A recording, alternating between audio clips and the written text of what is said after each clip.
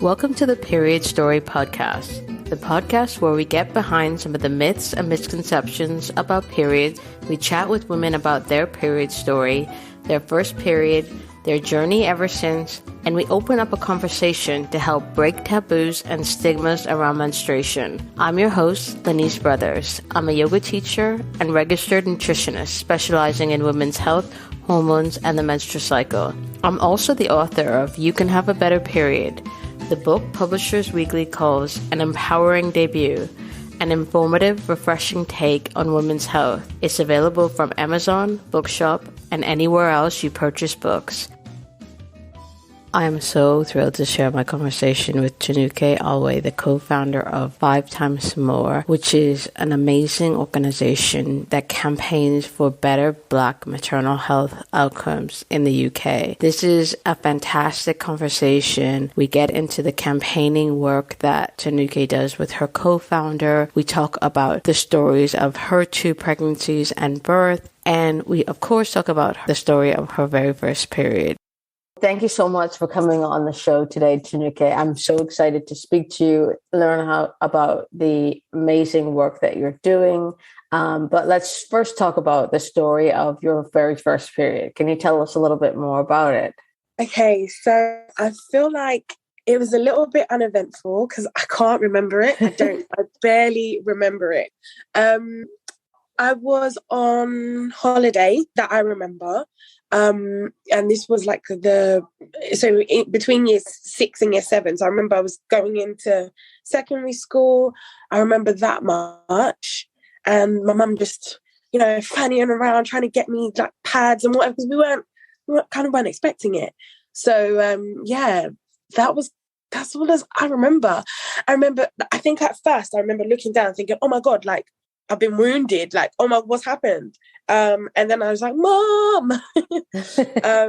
And then, she got me some pads, told me about, my periods and it's going to happen every month. And she asked me what I wanted to use. Like, did I want to use tampons or did I want to use pads? And I was like, oh my God, tampons. I'm not sticking anything up me. Let's go with pads. And that was about it. Okay. So you were 11, 12? Yes. Okay. And had any of your friends at school got their periods yet? No, I think I was one of the first. Yeah, I was one of the first. And what was that experience like, being one of the first at school? And were you in a mixed school? Yes, I was in a mixed school, mixed primary school, mixed secondary school as well. I guess it was not too bad. There was one other girl who had got her period. I don't think I really spoke to anyone about it that much, to be fair. You were one of the first of your friends to get your period, and then your mom talked to you about what was happening, and then what was your experience like? Was it kind of heavy? Did you experience any pain, or was it just kind of really easy? It was really easy. Yeah, it was. I didn't really experience pain. I guess I'm kind of used to being one of the first because I was the first one to like get like boobs as well. Yeah. So just kind of, just you crack on, Yeah. I just remember it being really easy and I kind of, because my mum had explained about her periods before, I remember one time I'd gone into the toilet just to, children just sit and chat with their mums. And I remember quite vividly her rolling a pad like into some tissue and then putting it into a bin. And I was like, Mum, what are you doing? And she was like, oh, I get my period. As a woman, you normally, you get a period every month. And she explained about the period and I was like, oh, does it hurt? And she was like, no, it doesn't really hurt. But yeah, my mum was quite open with all that kind of stuff, which is good, like considering, I come from like an African Nigerian background.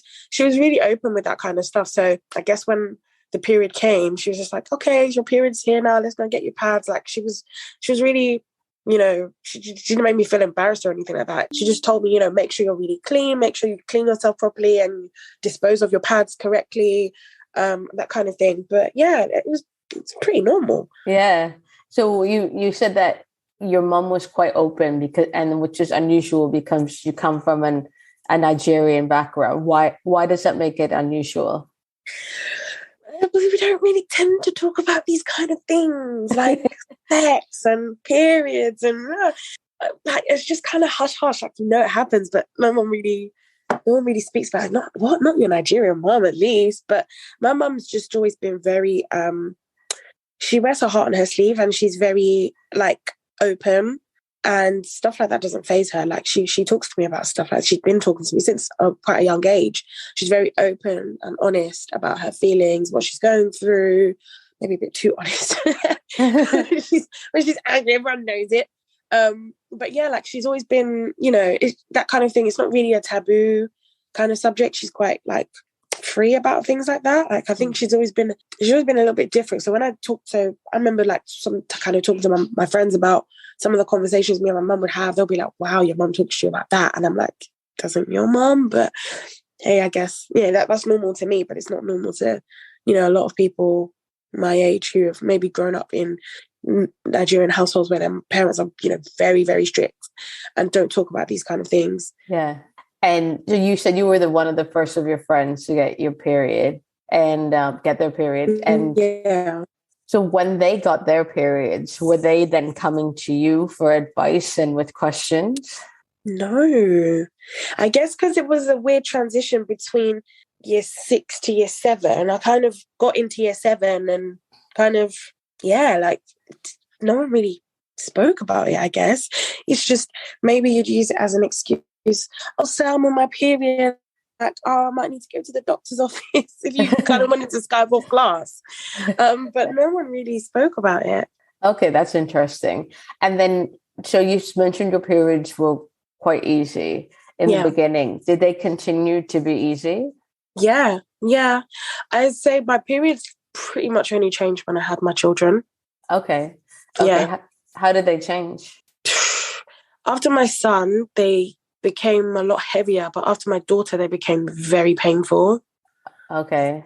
And I've heard that can happen. I don't know if it's a second child or because it's a girl, extra hormones. I don't know. I've read quite a few things online.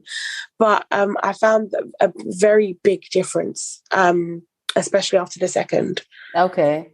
Yeah. And so what did you do about it? Good question. So after I had my second, it was during the pandemic. Oh, right. Okay. So trying to get any kind of help from any kind of health professional was an absolute no-no.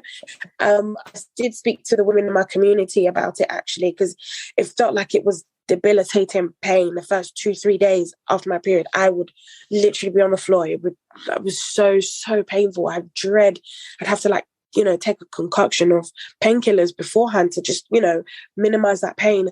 And so I was like, this isn't normal. Let me speak up about it. Let me put it in my online community and see if anyone else has ever experienced that, especially after having a child, which some people said it happens. Yeah. And it's happened to them, but they were like, "Look, go to the doctors, go to the GP. If it continues like that, because that doesn't sound normal." But I never managed to get an appointment because it was COVID times, and they were like, every time I would call, "Don't come in," it's just that scary kind of lockdown time. Yeah. So yeah, I actually didn't get in any appointments, and I guess over maybe like 3, 4, 5 months, it kind of eased off, and I haven't really been worried about it since. Okay, Yeah. So really your whole experience of your periods, apart from those 2 moments after you gave birth, has been relatively easy. Yeah, apart from recently. Now, this is probably TMI, but hey, we are talking about periods, so I guess that's there's null and void. There's no TMI here. I recently went to go and get a blood test done because my periods, my PMS, most especially, they've been awful the past, I would say, 6 months. And I've been quite very conscious about my cycle, and I got the Flow app, which for me has been really helpful in helping me understand my whole cycle and the different stages and phases and all of this kind of stuff. I never had any interest in it before. It's just my period just came and it went, and that was it. But when I noticed that there's been sort of a change in my periods, I was like, what's going on here? Let me try and track it and see what's going on. And then I realized that, my God, this PMS stage is getting progressively worse. Like the symptoms I was just awful. And then I mentioned it to a friend and she was like, you might need to go and check out for your thyroid because this is crazy. So I booked booked a blood test with the GP. Well, actually, I just told my GP what was going on in terms of my PMS and how I just don't feel myself whilst that period is going on. And she was like, sounds like, might be a thyroid problem. So I'm like, okay, 2 people, 1 health professional saying, might be, let's go and get a blood test. So I'm still waiting on the results. That was literally, I think I took the blood test like a couple of weeks ago. So I'm waiting on the results. That's so interesting where you noticed there were changes in what you were experiencing in the time before your period. And then you decided to track what was happening to you, track your symptoms. And then the kind of proactivity to be able to just go to the doctor and say, like, this is what's going on. I think that's quite important to share because, I hear this all the time, I hate, the week before my period, I turn into a different person. But a lot of women, they just live with it because they feel like, well, that's just what society tells us is supposed to happen. So I think it's really great that you've been so proactive, and also great that your doctor was listened to you because, and I know we're going to get into this shortly, but, doctors tend to not listen to women, especially Black women. So kudos to you for going and doing that. And so you're waiting for the results. And then I'm sure you're going to explore more about what could potentially be going on. Yeah, because it's got to be something. I've gone from like having normal, pretty decent, okay periods to, like you said, turn into a different person. My emotions are like spiky and everything's just, crazy. And then like the other symptoms like sweating profusely and like all of these different things. And I'm like, okay, if you don't tell me something's wrong, I'm going to be worried now. It's almost like there clearly is something wrong because there wasn't before and now there is. You can't, I'm almost expecting something there for there to be something wrong because it's just too different. Yeah. And yeah, like I guess it is about being open. Because if I didn't speak to my friend about that, maybe I wouldn't have called the GP and to say, actually, hey, so yeah, being open with that. Like, I guess, thanks, Mom. She's made me quite a person who's, I don't mind being vulnerable. I don't mind being open. Like that's kind of, why I started like everything that I do. I'm sure we'll get into that later, but it's all about like having that level of vulnerability and putting yourself out there. But it has so much strength. Yeah, definitely. Yeah. So this is a great time to talk more about what you do. So you have a lot of different roles. So I want to talk first about 5 Times More. Can you talk firstly about what it is, what the platform is, and why you started it? Sure. So 5 Times More is an organisation dedicated to changing and highlighting Black maternal outcomes in the UK. Historically, Black women were 5 times more likely to die, hence the name. It's now 3.7. And we basically try to change the outcomes in 4 different ways. We lobby the government, first and foremost. We have our Black Maternal Health APPG, and we've had, a petition. We give evidence sessions in Parliament. We try to make sure we put pressure on those in power to make those changes, put a target in and things like that.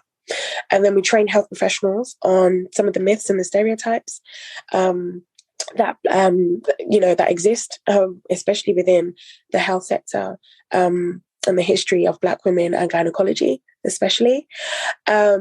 We give women free resources. I think that first and foremost is the most important thing because of my previous experiences.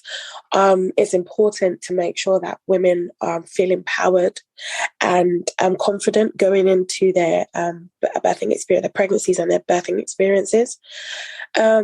And then the last thing we do is research and reports. So earlier this year, we launched the Black Women's Maternity Experience Report, which documented over 1,300 Black women's experiences of giving birth in the last 5 years.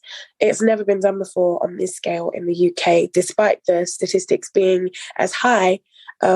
as they are for Black women for decades now. So, we were just very tired of people saying, they can't find women to take part in research, or they don't know much about Black women's experiences. Well, for a number of reasons, we're not complaining. There's so many things there, but we now have, a report that documents a lot of some of the things that we already know anecdotally, but now it's just there in a report form so that, health professionals can pick it up, anyone can pick it up and read it, and there's a lot of learning in there. So can you talk a little bit more about this stat, 5 times, now it's 3.7 times more Black women are more likely to have a negative maternal health outcome? Do you know what the reason is behind that? Like, have you gotten to the bottom of that? It's a difficult one. So we take our statistics from Embrace, and Embrace for a number of years now have been collecting the data on maternal deaths. So it's maternal deaths, not negative outcomes. It's maternal deaths. Okay, maternal deaths. Okay. And if you actually look at the statistics and you look at the reports over the years, you see that actually Black women are not dying from anything more than what white women are dying from. So it's not a case of they're dying more from preeclampsia or diabetes, or so they're dying from the same things, exactly the same things, but just at a higher rate. So there's a clear overrepresentation of Black women in those statistics because we only account for a very small number of births. So for us, it was very much like, okay, well, if you look at that statistic, that's wild in itself, and it's been going on for a long time. But what about those behind the statistics? We know about the deaths, but we don't know about the morbidity, the illness, the other things that come, that are not necessarily documented anywhere, which is why the, Black maternity experience report is so important, because they are the voices behind the statistics. But in terms of why this is happening, this is exactly why we exist, because we want to know why. We don't know why. We know what the statistics tell us, but, we actually want to know why this is the case. I would say there are a number of different reasons. You can't pinpoint it on just one. There are a number of different factors at play there. So talk a little bit about some of the myths and the stereotypes that you try to combat or re-educate around. So some of the myths are that, Black women are strong. That's actually a stereotype. Black women are strong. And that comes from a very long history, like I said, of Black women in gynaecology. So the godfather of gynaecology, the person who's coined the godfather of, modern modern obstetrics, is Dr. James Marion Sims. And obviously, trigger warning for anyone who is listening, he performed some really inhumane procedures on Black slaves at the time, under the guise that Black women, Black people do not feel pain, have thicker skin, different nerve endings, they're almost subhuman. So he perfected the instrument, the Sims speculum, which you use for, gynecological examinations. He perfected that on Black women, and he did not use any kind of pain relief. He did really awful things to them, and then he took it into the hospitals with the white women under anesthesia and all of this kind of stuff. But what people don't know is that a lot of what he wrote was actually written down in some of the journals, the medical journals at the time. And so it was a very common belief that, well, Black people don't feel pain. Black people have, are subhuman. And that has actually transpired a lot through the years. You might think, oh gosh, slavery was such a long time ago, get over it. But we're still seeing the effects of that today. And I'll give you an example.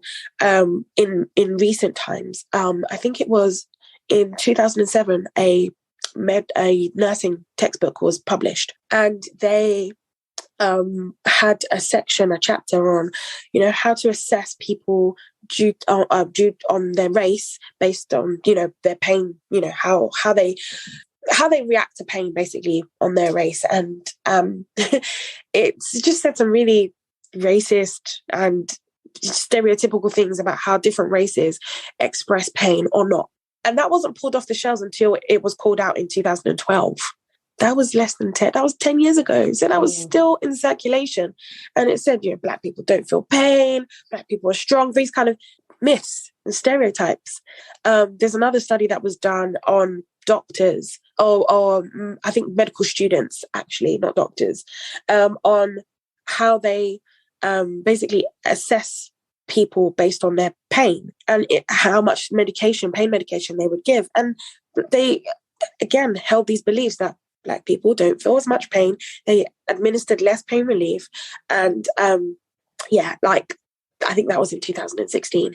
So yes, we are still feeling the effects of what happened all those years ago. Those myths, those stereotypes, they still exist. Black people do not feel like they're listened to when it comes to not just maternity, all areas. Because we don't just see the poor outcomes in maternity, because in maternity, yes, you have the mortality rates are higher, miscarriage rates are higher, stillbirth is higher in Black women. It seems like, we're at the bottom of the rung when it comes to all of the statistics. But you've got to look at things like diabetes, like cancer, like all these other areas where Black people have the worst outcomes, COVID. And so, yes, there's a lot there to unpack. But I think it's important that we are having these discussions, because a lot of health professionals don't necessarily know. And you can't change something that you don't know about.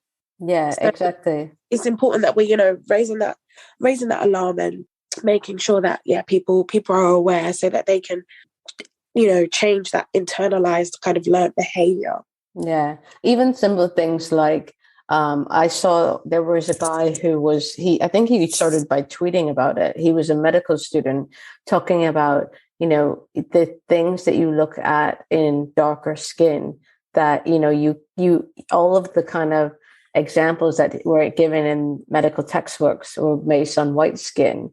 And, it doesn't present the same way in darker skin. And just simple things like that, where people have used this kind of, this white skin, white bodies as a kind of foundation. Even something like BMI, which is based on... Get me started. Don't get me started. Yeah, it's just all of these foundations that we're challenging now. Then it's so important, because it's, we have to change these negative and negative health outcomes across all of these different areas. I think the work that you do is so powerful. And I remember seeing the campaign in around June 2020, and thinking, and the selfies with the hand, I thought they were so powerful. So I'm just really personally thrilled to be speaking to you today. And talk a little bit more about the advocacy that you do within the government. Yeah, so we had a petition that went sort of...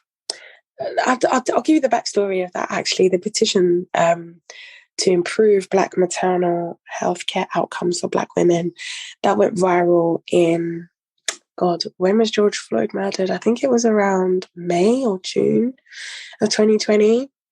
So we had a petition. We launched it in March, but because COVID was getting a bit serious and I was heavily pregnant with my second, we decided not to kind of promote it, because we just wanted to, just at least let me have the baby first, and then we'll see what's going on with COVID, because it was quite, it was looming and it seemed quite serious. And so, we had launched the petition, but we stayed silent about it. We just thought maybe it's just not the right time. Cool. I remember my daughter was but 3 weeks old, if that, and seeing, the murder of George Floyd. And then before you know it, our petition literally went viral. It got picked up. We don't know how. We still don't know how, but it got picked up. And by the end of that week, we had 100,000 signatures on the petition. And by the time it had closed, 187,000 signatures. And it was a very bittersweet moment, because it was almost like, well, we've been here for a long time, banging the drum. And it's almost like it wasn't until George Floyd murdered that the world woke up and realized that issues exist for Black people, and Black people exist, full stop. So that was quite a difficult one to navigate. It was quite very bittersweet. But, on the flip side of that, gaining over 100,000 signatures meant that it was debated in Parliament for the first time ever in its history.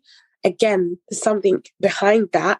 So Belle Ribeiro Addy, who is the chair of our Black Maternal Health APPG, has been supporting us right from the get-go. And it took her to talk about her experience of losing her child in one of the parliamentary sessions for the debate to actually come round. So we've been, after the 100,000 signatures, we were entitled for it to be, debated in Parliament, but it took so long that Belle had to stand up and say her story and say, I hope this will be debated soon. And before you knew it, we had a date. So even that was, golf, issues of golf, matters of golf were debated before ours were, even though ours was before. Take that how you want it. So yeah, we eventually had the debate in April of last year. And since then, we've had 3 different and separate debates in Parliament on Black maternal health, all with the intention of, again, looking at what the evidence is telling us and trying to get a target put in, because there is no target to end this for a number of reasons, which I can't say I understand, but we'll keep pushing. And yeah, so we have a Black Maternal Health APPG. So again, we approached a number of MPs, and Belle was the one who really took it. She ran with it. And we provide the secretariat for the Black Maternal Health APPG, which stands for All Party Parliamentary Group. And it's a group of MPs from the House of Commons and House of Lords who meet regularly to discuss these issues and raise them wherever possible. So that's what we do with the government. When we say we lobby, we had a recent lobby actually, where we got MPs to sign up to the Black Maternal Health Pledge, following on from the 3 different reports that were released in the last, sort of couple of months in maternity space. And so, yeah, we are, again, just trying to hold those accountable who can actually change things. Let's say we have doctors listening to the show and they're really kind of moved by what you've shared, as they should be, and really kind of alarmed by the statistics that you've shared. What would your recommendations be for them as to how they can change things in their practices or the way that they relate to their Black patients? I would definitely say, I know at the moment things are really, really stretched. I know that midwives are leaving in their droves, health professionals are leaving in their droves. I know that the NHS is, quite flatlined at the moment. But, 2 things. Take women as individuals and really try to deliver that personalised care. I think it's important to note that the Black women are not a monolith, and we don't all think the same, have the same thoughts, feelings, views. We are not just one big group of people. So that individualized, personalized care is really important. Listening to the women, not just, what's being said, not just how things are being said, but what's being said is really important. But also to remember that your words have the power to really build somebody up or bring them down. So even if you have a 2-3 minute window with someone, how you speak to them can really change the trajectory of how they feel. And I remember, so I've had 2 children, 1 negative experience, hence why, I felt compelled to start 5 times more, and 1 positive experience. So remember I said I was pregnant around the time of, the pandemic, and I gave birth to my second in lockdown, but it was the most beautiful experience, despite being really, really scared about COVID and things like that going into hospital. But it was the most beautiful experience because the midwife, she really empowered me to listen to my body. And it was just such a great feeling in comparison to the first time where I was telling the midwife, look, I need to push. And she was telling me, no, don't push, you're going to reverse everything. Also, I just realized I didn't actually say about, kind of what led me to start 5 times more. But yeah, I had preeclampsia that was not picked up until very late in my pregnancy, which led me to be induced. And I had a very, very negative experience, which essentially led my son to be delivered via assisted delivery. Not the end of the world, but I just feel like it could have been avoided. Won't go into the ins and outs because, trigger warnings and whatnot. But I just left that experience just feeling like I wasn't listened to and like I wasn't important, versus the second time where the midwife was, you know, very attentive, very patient with me. And really, you know, when I was like, I feel like I need to push, she was like, right, fine, go with it, you know. And that felt very empowering for me. So yeah, just knowing that your words do really have the potential to, you know, really build somebody up, and be mindful of that. And then on the flip side, what would you say to Black women who are, you know, they're thinking about getting pregnant, or they are pregnant, but they're scared? You know, these statistics are scary. What would you say to them? How would you recommend that they advocate for themselves? So it's really funny. I'm always talking about this with my co-founder. Like, I feel like being a Black woman, or birthing person, and knowing all these statistics are out there, and it can be very, very scary. You know, the recent news that have come out, you know, has come out about a few people who have, you know, passed away and things like that. And it can just feel very, very scary. And I say, you know, you've got two camps of women. You've got women who are like myself, who are like, no, I need to find out everything. I need to know. I have to, like, our first resource, the 5 times more steps, were done when I was pregnant with my second, because I know what happened to me during my first. And I was like, I just need to know absolutely everything. And then you've got other women who are like, you know what, I can't engage with that. I'm a bit worried, I'm scared, and I don't want to actually engage with anything negative. I want to protect my space. I want to protect my, you know, my aura, and you know, I don't really want to engage. Both of those responses are obviously equally as valid and as important. But I think it's just, number one, we always give this disclaimer whenever we give talks. Just remember that actually maternal mortality, so death, is very rare in the UK. And actually the UK is still one of the safest places to give birth in the world. There is unfortunately a disparity in who is dying, and that's what we campaign for. But overall, maternal mortality is very, very low in the UK. So that's number one. But also that there are resources and there are things out there to help you, you know, sort of advocate for yourself or on behalf of somebody if you need to. So we do have a lot of resources and a lot of things on our website that can help you do that. You know, what are the questions to ask your midwife? When should you go to the hospital? How to advocate for yourself? We offer free hypnobirthing with the Positive Birth Company as well. So 100 Black women every month get access to that free of charge. Normally, I think normally around £40. There are things out there. There are resources out there. So just not to be scared. Okay.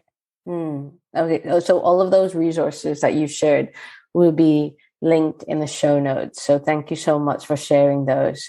I think the work that you're doing here is amazing, and I'm so grateful for it. And I know that it's helped so many Black women and Black birthing people.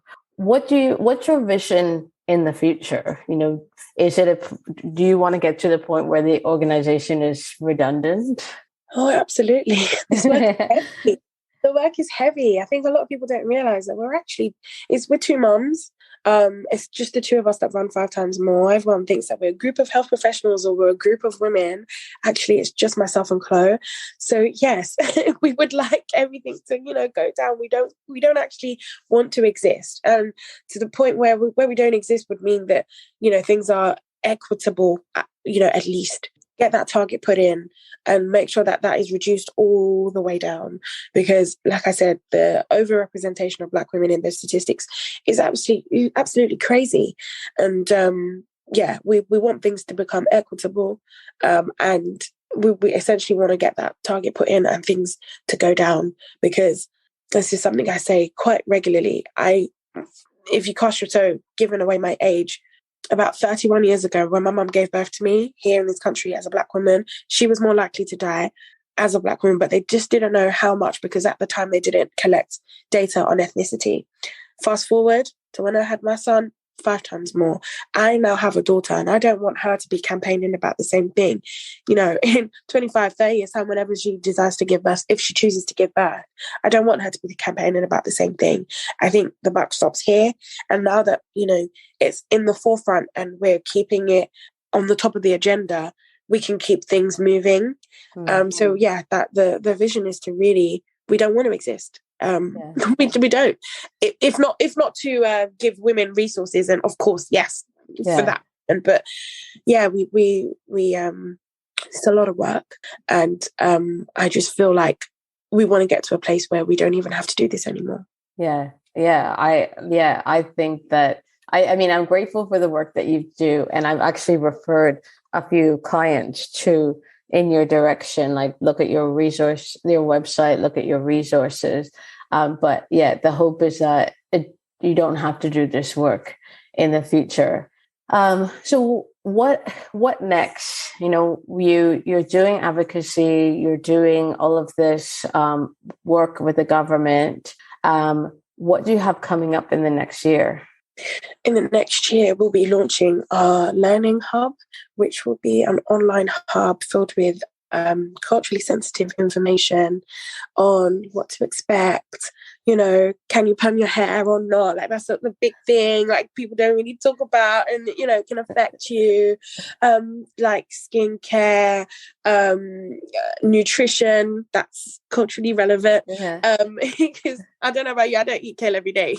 So I'm eating plantain, pounded jam. I'm eating all these things. Like, what's good? What's in moderation? What can we do? How can we stay healthy and, you know, and prepare for pregnancy and beyond, things that pertain to us. So yeah, we are working on that at the moment, which will be launching at some point early next year. And yeah, what we normally do, our awareness week, awareness month, and continuing on with the partnerships to, you know, bring out more resources and more things for Black women and birthing people. Fantastic. Also, when is the awareness month? It will be in April. Okay, great. So you've shared a lot. You've shared your period story. You've touched on your birth stories, and you've shared the amazing advocacy work that you do. What's the one thought that you'd like to leave listeners with today? That's a good question. I guess, how do I tie everything in together? Trust your gut. That's our first step on our one of the steps actually on our first ever resource. Trust your gut. Nobody knows your body better than you.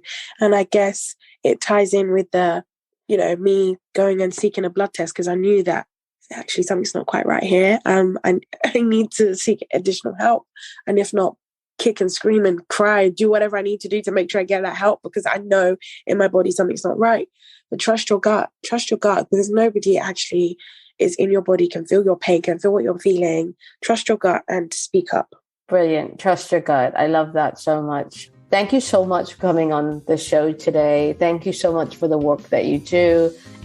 For more inspiring conversations, head over to periodstorypod.com, where we have so many more for you to peruse. If you want help with your menstrual or hormone health, email me on hello@eatlovemove.com to set up a free 30-minute hormone health review. If you like today's show, please don't forget to subscribe, rate, and review wherever you get your podcasts. Tag us, come say hi, and send in your requests for who you'd like to see on the show on Instagram and Twitter on @periodstorypod, or email us at hello@periodstorypod.com. I'm Lenise Brothers, and you've been listening to Period Story. Thank you so much for listening.